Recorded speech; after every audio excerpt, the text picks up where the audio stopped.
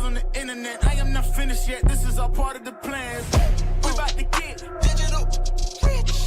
Digital rich. Digital. Welcome back to the industry, babies. This is episode 3 on the Ball Institute Network. We've got one of the most special guests yet so far, Marcellus Howard. Everyone who follows basketball knows this man's name, but YouTube sensation, basketball backyard legend, not just legend, but backyard legend, and commentator for the next chapter, the C of the ABC crew. Everyone who hoops, everyone who watches hoops knows who this man is. And we're live on Twitch right now, on my Twitch, and so that people can come in here and ask basketball questions. It's an honor to have you on, bro. How you been? Been good, man. Been blessed, just enjoying early stages of fatherhood and things of that nature, man. So I'm happy to be here.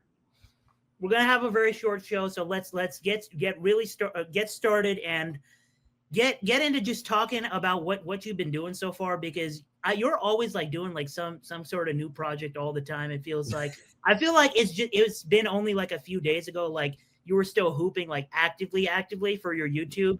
And now it's you beating Rob from Next Chapter 1-on-1, which we all saw. We all saw that, right? Hey, we got some more. We want to drop. We got one with Cam, with Moon, with Lat, just to name a few. I'm still waiting on the Moon footage. We're undefeated right now, so it's getting really wicked. I ain't gonna lie. So I think Jordan Ford is the only person on the planet to ever beat you 1-on-1. So yeah, I can't beat him. I ain't gonna lie. I've chalked up to the game, bro. It don't matter what I do. Since we've been a kid, like his winning record since about 5th grade with me is probably like 5v5s, 1v1, probably like 30 to. I don't think I've ever beat him. There's always that one who's got your number. 100%.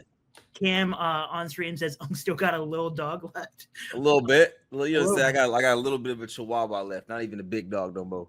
And I'll be watching those 1v1s. But tomorrow is NBA season, so we got to start with just talking about the NBA. And your Sacramento Kings have had an interesting few years, and you're probably the biggest Kings fan I know I've ever talked to. It's only right. I mean, you got your own Kings jersey. I don't know if you can see it in the background, but it's zoom it out. Let me see. Yeah, there it is. You've got your own Sacramento Kings jersey, and I would have joked and said, like, at this point you got to suit up, because everything that's happened over the last couple of years, starting with the De'Aaron Fox trade, it's been a wild ride. And I'm not going to make fun of the Kings because I'm a Heat fan and we've gone through some weird things in our own ways as well. But I think let's instead talk about first the good things, because there is some stuff to talk about. Recapping the Kings offseason, I just want to know your general thoughts on how they approached the offseason, what you think the general direction is. They signed Keegan Murray to an extension. What do you think of Keegan Murray? And what do you think of the people who've gone in, people who've gone out? Yeah, man, I think this summer, it actually was a decent summer for us, especially with the draft. I think we drafted really well with Neek and right now, I don't know how to pronounce his last name. It's like Maxime Renaud. But I got to see, watch some highlights of him playing at Stanford. I think he's the pick and pop big that we need to play alongside Sabonis in the long run. Right now he's kind of deep in the depth chart because we have Dario Saric, we have Drew Eubanks. I think he'll work his way to being like a part of the rotation. I don't know if within the first year, but at least the second or third year, But the offseason acquisitions in terms of last year with DeMar DeRozan and Zach LaVine kind of interested me because we had Keegan Murray, so I was always skeptical on how we would help his or hurt his trajectory in the NBA. And I think right now it's hurt more than it's helped because he kind of took a little back seat last year. And even this year, I don't think it was going to be more so of a transitional thing where he's getting more of an opportunity. I think it's going to be kind of the same thing, especially with drafting Neek Clifford as well. So it's putting some more fire or it's putting some more pressure behind Keegan Murray in my personal opinion until I saw that we signed him. Once I saw that we signed him to that extension, I was happy because although it's about $28 million a year, I believe, on average, he's locked in for the next 6 years. There's no player option. So we have him for the next 6 years. So if he becomes, someone really freaking good, we got him for a discount. That's how I look at it. So there's a bad side of it where he doesn't play up to par, or there's a good side where he plays above par, and we got him for cheap for 6 years. So, yeah. And I think like the shooting stuff is always going to go like you never know what you're going to get from someone because almost everybody's going to have ups and downs in shooting. And like we say this like everyone who hoops knows that if your teammate goes 0 for 4, start the game on a wide open threes, you're not mad at someone taking wide open threes, taking good shots and missing them, right? Because those are going to go in. But it's more like the defense that like I watch way too much basketball, but I stay up to watch Kings games when they're down 20 to the Clippers. Like I'm the sicko that does that. Yeah. And to me, it's like Keegan Murray's had some like really, really high highs on defense and some low lows on defense. So I'm like personally interested to see like what he does defensively this year. So that's just my vantage point. So like overall, Nick Clifford and Maxime Reynaud drafted, but also, they lost Jake LaRavia, they lost Markel Fultz, Trey Lyles, Jonas Valanciunas, which, by the way, the fact that those four were on a roster together just amazes me in the first place. But they added Drew Eubanks, Darius Saric, like Dennis Schroeder and Russell Westbrook. I don't think people realize that. It's a cool thing to hate on Russ. And when he was in his prime, I probably hated a little bit too. I hated on Russ a little bit, but last year, Russ was objectively one of the best perimeter defenders in the NBA coming off the bench for the Nuggets. A big reason that the Nuggets were good defensively in stretches was because of him. And Dennis Schroeder, right? Like Dennis Schroeder is an enigma, right? Like he declines the huge contracts, gets underpaid after that, and just goes team to team to team to team. He was on the Heat for about 20 minutes. And he's contributed like everywhere he's gone. So to me, this guard room is kind of weird, but also like super, super high ceiling. So what do you think of this guard room? And especially like post De'Aaron Fox, like what's the direction of this guard room? It's interesting, man. I think I'm kind of the crazy guy who thinks Russell Westbrook should be starting for us. I think he'd be more of a benefit starting for us than coming off the bench with a Malik Monk and Nick Clifford. I don't know how that necessarily looks. But like I said, Russ is always successful when you give him the ball, put shooters around him. So I don't know if we have the assets to put around him in that starting lineup. But it'd be interesting to see how him as a bonus can rekindle that early chemistry they had in OKC years ago.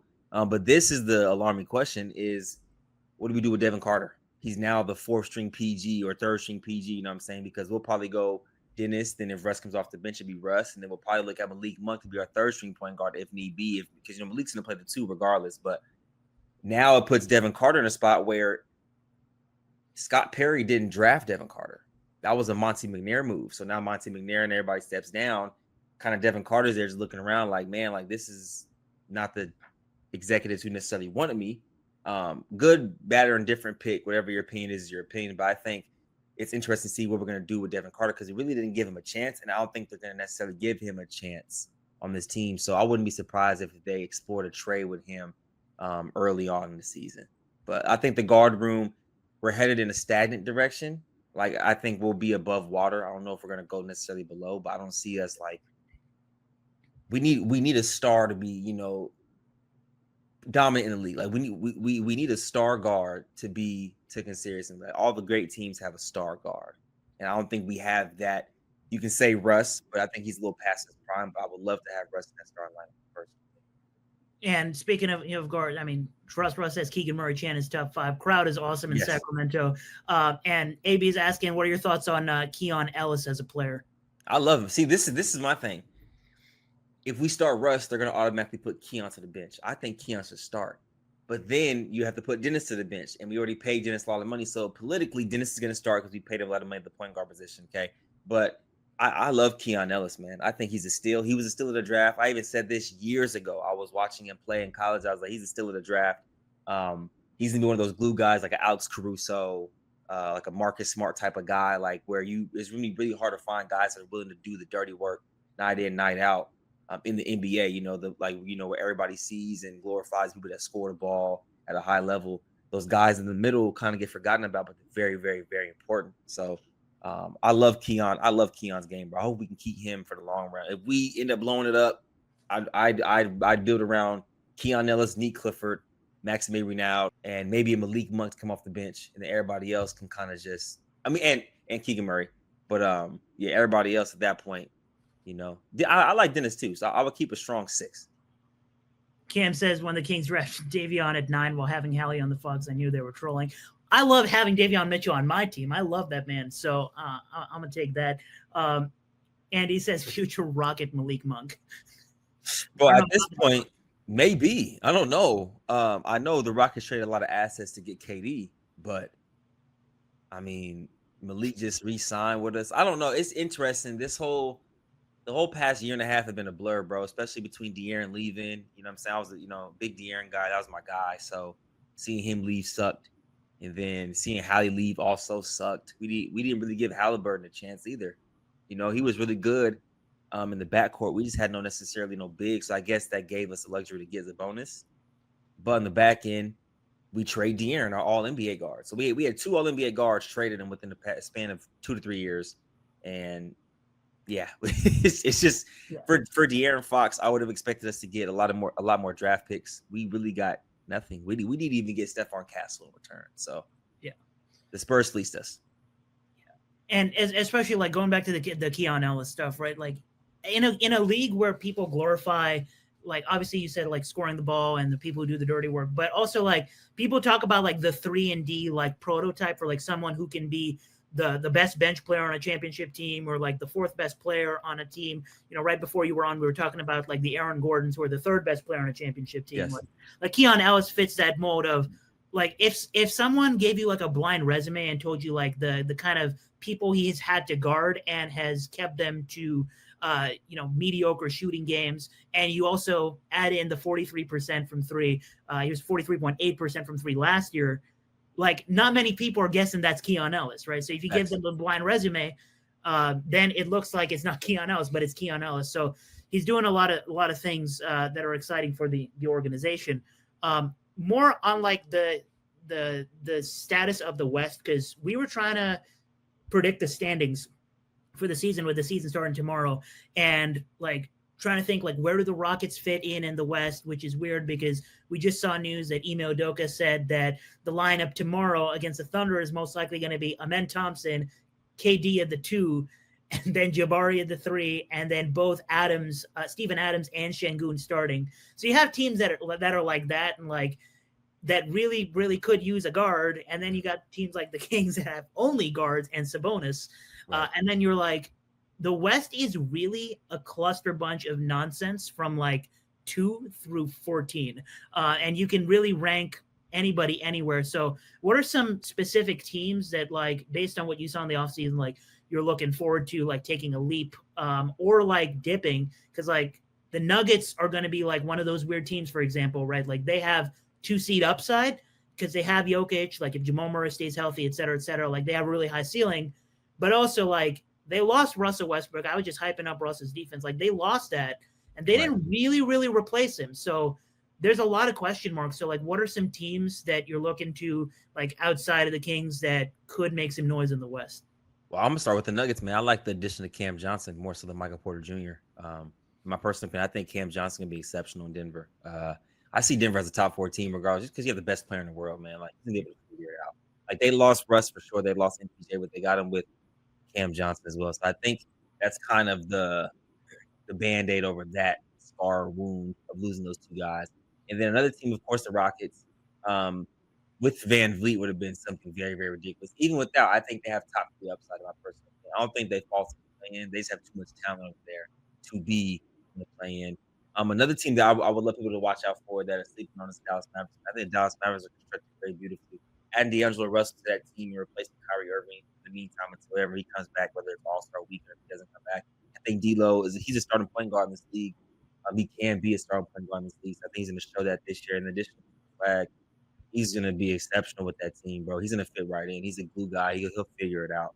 And then you have a healthy AD to pair with Derek Lively and Gafford with a Klay Thompson. Like the Mavericks going to be pretty sick, man. And then of course you got OKC. It ain't broke, don't fix it. They're my front runners to win it this year, especially with the East being banged up with Tatum out, Tyrese Halliburton out. And then another team to watch out for in the West. I have 2 more teams for sure that I really am excited about. The San Antonio Spurs, healthy. I'm excited to see my boy De'Aaron Fox play with Wemby. Especially De'Aaron got his finger fixed, so that's gonna be fun to watch. And then, of course, you have your team like that. Really, I think that a lot of people sleep on it a lot, but they're always right there, and it's the LA Clippers. The LA Clippers are always right there. Like no matter at the end of the season, they always be in that 6-4 seed talk, pushing to 3. They have Zubac, the dominant big in the league. Well, I love watching Zubac play. You have Kawhi Leonard if he can stay healthy. You have James Harden, who's one of arguably the best point guards in the league right now. Great coaching staff, and then of course you have the Warriors. You can never count them out. So the West is just stacked, man. That bottom half is still going to be stacked because you're going to have teams like Minnesota, Memphis, that are going to be maybe fighting for play-in. Like, it's going to be really interesting to see how this all plays out. And then you have your 9 through 12, where it's going to be like the Kings, Portland, Utah. Like, you have your bottom tier teams, you know. So we're trying to rank the West right before you got here, and it's like, the Spurs. Like, I currently like have Spurs at 11, and that's crazy to think that they have like arguably like the second or third best player in the league in the next few years.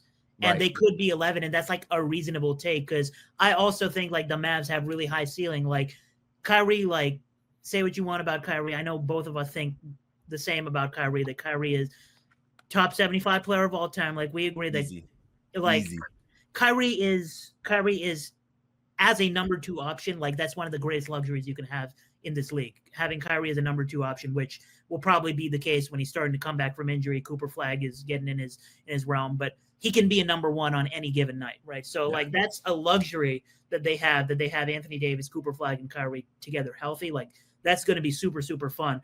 But also, right, like the Warriors, like they're built for the playoffs because they got Jimmy, they've got Steph. Draymond can still do a lot of really, really useful things for a basketball team. So it's going to be weird. You mentioned the Clippers, which is funny because I was going to ask you about like the East. Like they got your boy Mike Brown now in the East coaching the Knicks. And I was going to talk to you about like how you feel about general, like we're going to talk like it's rare that we can get to talk to someone who knows like the league as well as you do. So like the general scapegoat culture of head coaches is something that I was going to bring up for like the Nuggets, as well as Mike Brown with the Kings, now with the Knicks. Like, I think these are both situations where the Nuggets fired Mike Malone after he won them a championship. And to me, it's like, that was a good head coach who had like a really strong culture, a really strong like defensive scheme built in for the Nuggets. We don't know really what it's going to look like their first full season without him. And then Mike Brown, like I was surprised that, they kind of scapegoated Mike Brown for the stuff that went on in the organization, but maybe there were reasons that I'm not fully aware of. And I was also joking right before you came on that the Clippers are inevitably going to get eliminated in the playoffs again, and Ty Lue is going to get fired. And I love Ty Lue. I think he's a good head coach. So it's like, what are your thoughts on the general like scapegoat culture? Like, what do you think actually makes a good head coach in this league? And is Doug Christie going to be one of those future scapegoated guys? I mean, it's inevitable, man. Like, the saying is they hire you to fire you. So yeah, the tough part about professional sports is there's a lot of scapegoat going on, and I don't necessarily agree. I never actually agreed because only one champion can be crowned every single year in your respective sport. So it's like if you take the Lakers, for instance, you just win a 2020 championship, and within the next year or so you fire the coach. You take a Kings coach of the year, within a year or two you fire him. So it's like what are you looking for in a coach? Playoff appearances, hopefully a chance to win an NBA championship. Not everybody's blessed to have a Phil Jackson. Not everybody's blessed to have a Mike Spoelstra, Pat Riley, guys of that nature. I'm saying of that ilk that have been the most successful in their respective profession. So for me, it's like people are now in this culture. They're talking about losing locker rooms. Mike Malone lost the locker room allegedly.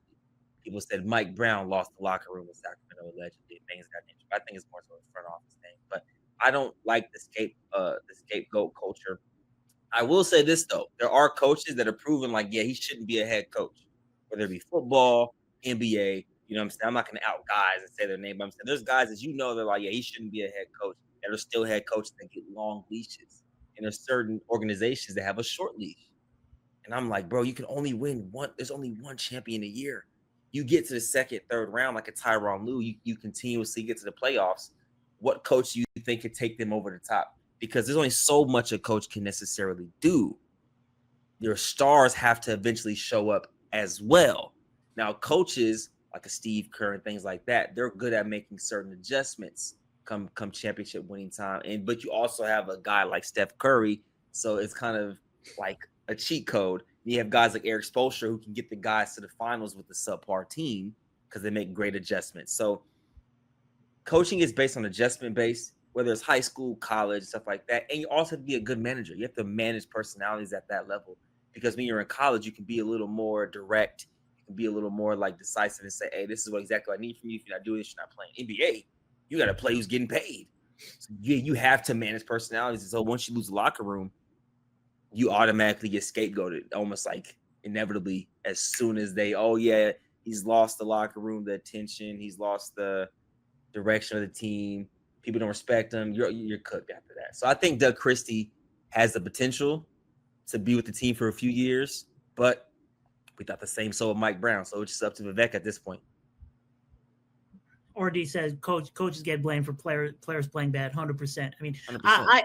I coach my my basketball team that I play on, and I'm hurt, so I'm coaching now. But I coach my boys, and there's like no like egos to deal with, and NBA coaches have to deal with like egos of millionaires, right? And all that stuff that we don't see behind the scenes, and it's tough. They got to deal with players getting paid more than them. Like, exactly. That's a different type of ball game there. Which reminds me of like when JJ Redick was saying last year, like JJ Redick was glazing LeBron last year in a press conference and being like, this man is a billionaire and look what he does, like that stuff. But also like, that's real. Like it's glazed, but it's real. So, thanks. And last thing I wanted to ask about like general NBA stuff. You're a guard, and I am so sick and tired of, I mean, I've debated Skip Bayless on Jubilee. I've debated lots of people, but I'm so sick of people talking about basketball and like not having, the comeback for me is usually like, I watch NBA every night. I watch film, and like my claim to like knowing ball is like my takes, me documenting my takes or me betting on sports, et cetera, et cetera. But you have the comeback that I played college ball, and I played NBA players one-on-one and stuff like that, right? So when you have that comeback, that's more credible. So I want to hear it from you. So all the rule changes that are happening in the NBA so far, that some people are saying like favors guards, right? So you're a guard yourself, you can comment on this.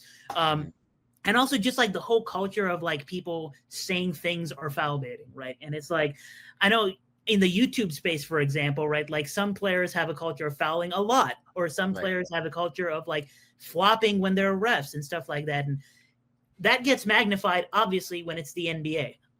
So it's like there are rule changes entering this season as well, which is like now they're going to start calling hits on hands, and they're going to more closely look at hand checks is what they're saying.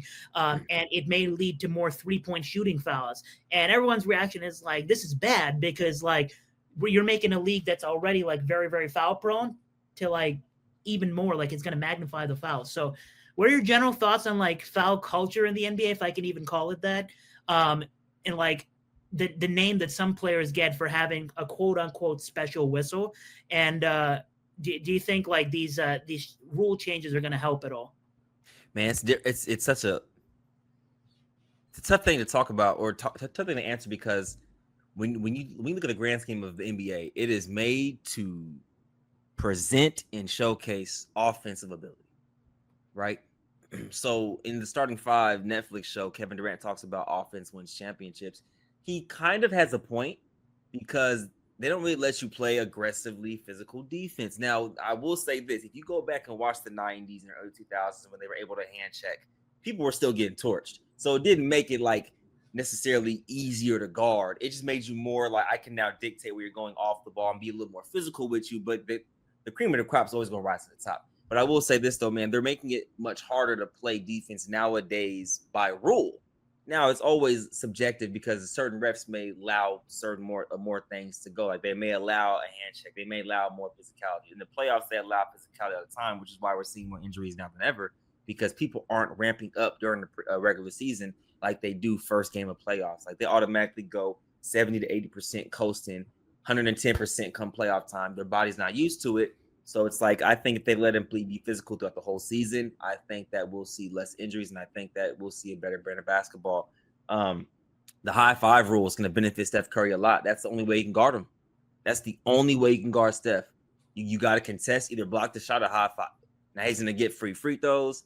You know what I'm saying? So it's going to change their trajectory for his career, because now he might be able to play a little longer.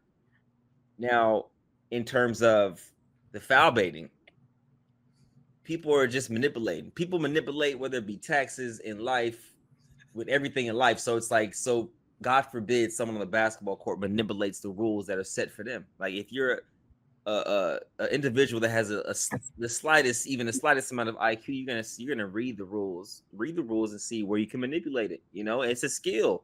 You got to be able to time it. You got to be able to, show the refs like, I'm getting touched. You got to be able to bait a little bit. That's just part of the game. But they were also doing this back in the day.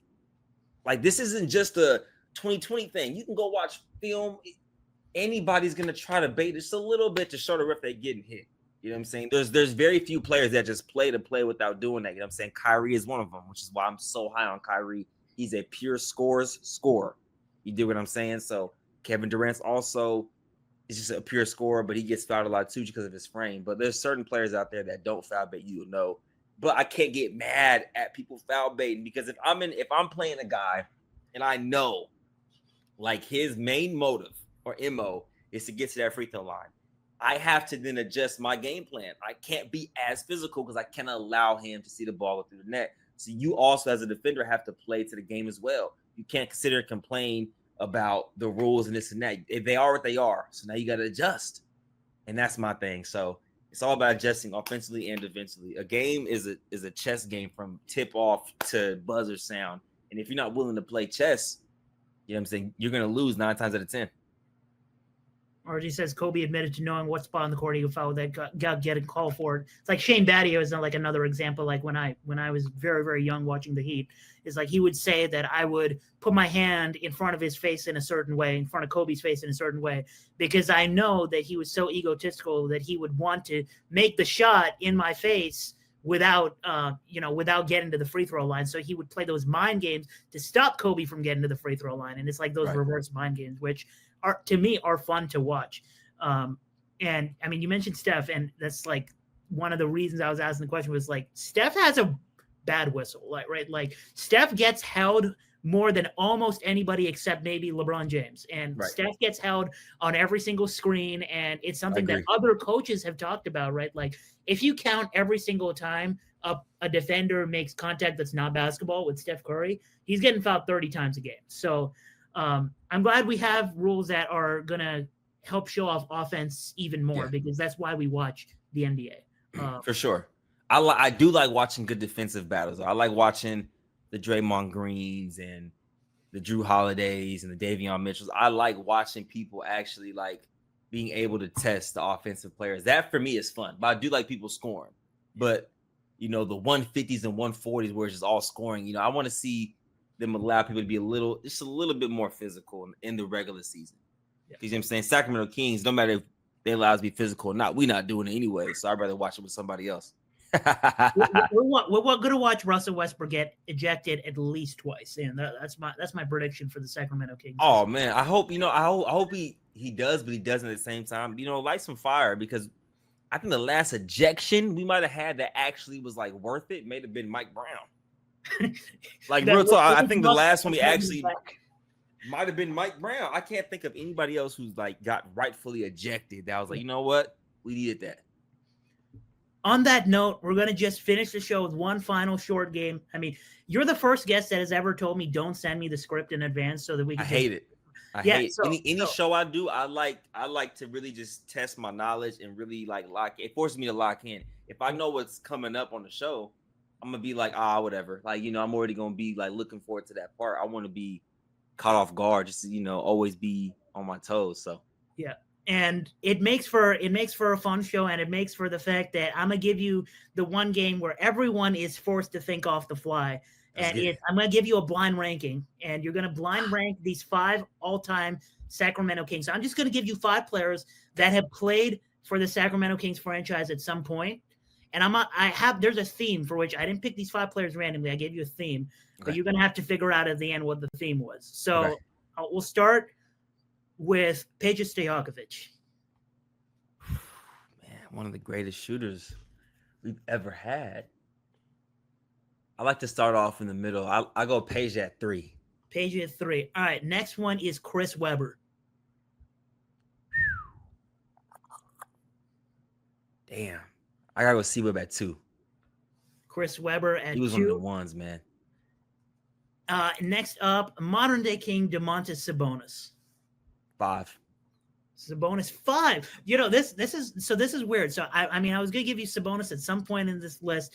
You were featured in the starting 5, the first one with Sabonis in it, and I was not expecting to see Marcellus Howard of all. Neither was I. I had no clue. I wasn't even watching it. That gets featured, and you were talking about Sabonis as an all-star. I think it was all-star, right? It was no Zaboni. No Saboni. So I'm surprised you ranked him at 5, but we'll see how this ends up. All time is different. Right. Currently is different. All time Kings, bro. You know, like I got some guys that I like personally. So. And I think you'll be glad to hear the next name is Richaun Holmes. Oh gosh, I gotta put him at 4. I'm cooked. Yeah, I mean, the guy who got featured for no Saboni just puts Sabonis under Richaun. But my gosh! But the last name, and you only have number 1 left, and I think you'll be happy with this one. Oscar Robertson is going number 1. Okay, yeah. Richaun Holmes over Sabonis is actually insanity. So, oh my god! The theme here was that I gave you. I mean, I always say, like, I'm an analytics guy. I love basketball stats, but I also realize they have flaws. And the theme here was I gave you Sacramento Kings who rank all-time top 10 in the franchise in win shares per 48 minutes. Oh, wow. And Richaun Holmes ranks number 6 all-time over Peja and over Chris Webber in this metric. Wow. Today we learned. I did not know that. So that's crazy. Sabonis is 2 in this metric, and Oscar is 1. Kind of shows you like the impact that Sabonis has had. It's kind of crazy the impact he's had for the franchise. But I'm glad we got that done before we ended the show. Everybody who's still in stream, please thank Marcellus one more time. Thank you, Marcellus, for joining the show. We're gonna obviously chop it up about football. In the text, and maybe we'll have you back on the show for the playoffs at some point. But thank you again for joining, bro. Nah, man, I appreciate you having me, bro. Everybody be safe. And we'll see you on episode 4 of the Industry Babies at another time. Stay tuned for an announcement. My name ringing bells on the internet. I am not finished yet. This is all part of the plan. We about to get digital rich.